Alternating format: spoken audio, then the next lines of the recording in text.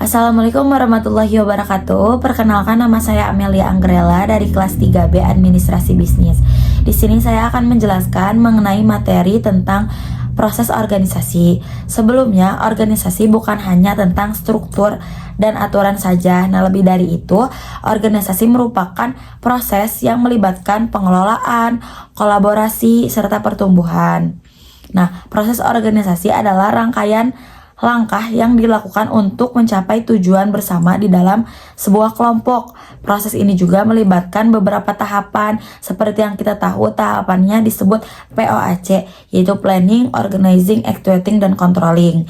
Nah, setiap tahapan tersebut memiliki peran penting dalam memastikan organisasi ini dapat berjalan dengan lancar. Adapun langkah pertama yaitu planning atau perencanaan. Di tahap ini, organisasi menentukan tujuan yang ingin dicapai serta merencanakan langkah-langkah yang akan mereka ambil untuk mencapai suatu tujuan tersebut.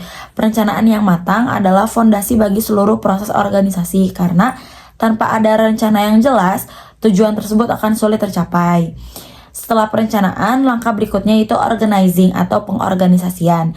Nah, di tahap ini tugas-tugas akan dibagi, lalu peran-peran akan ditentukan, kesiapan-kesiapannya, dan struktur organisasi disusun.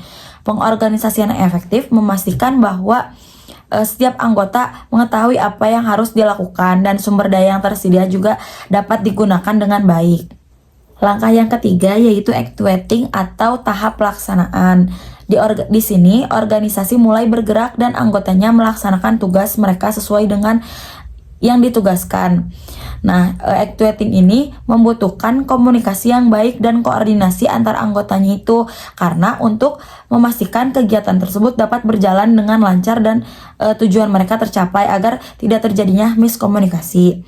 Nah, yang keempat itu ada tahap controlling atau tahap pengawasan. Nah, ini tuh bertujuan untuk mengawasi serta mengevaluasi apakah selama pelaksanaan itu tuh sesuai dengan rencana atau tidak.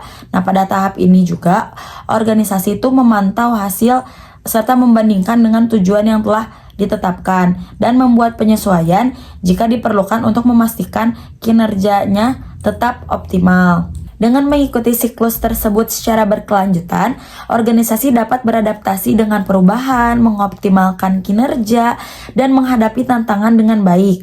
Nah, untuk setiap anggota juga, proses tersebut memberikan kesempatan untuk belajar, tumbuh, serta berkontribusi pada keberhasilan dari suatu organisasi tersebut.